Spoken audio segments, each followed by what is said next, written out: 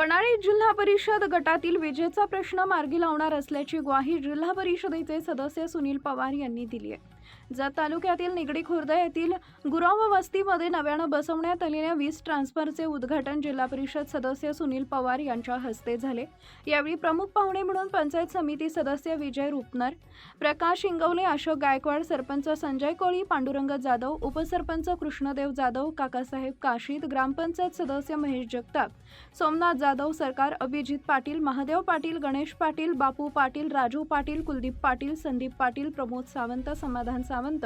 बापू खंडागळे, विजय कोळी, राजू कोळी, बाळासाहेब सावंत, बाळासाहेब चंदनशिवे, तंटामुक्ती अध्यक्ष सुभाष हुवाळे, संतोष सावंत, उत्तम पाटील, राजाराम पाटील, विश्वनाथ पाटील, विजय पाटील, संजय पाटील, विनोद शिंदे, चंद्रकांत पाटील, सुभाष पवार, सिकंदर बारूदवाले, सुवेल शेख, साहिल बारूदवाले आदी उपस्थित होते। यावेळी सुनील पवार व विजय रुपनर म्हणाले की या ट्रान्सफरमुळे परिसरातील शेतकरी व नागरिकांना अधिक दर्जेदार आणि सुरळीत वीज पुरवठा मिळण्यास मदत होणार असून वारंवार होणाऱ्या वीज समस्येवर मोठ्या प्रमाणात तोडगा निघणार आहे।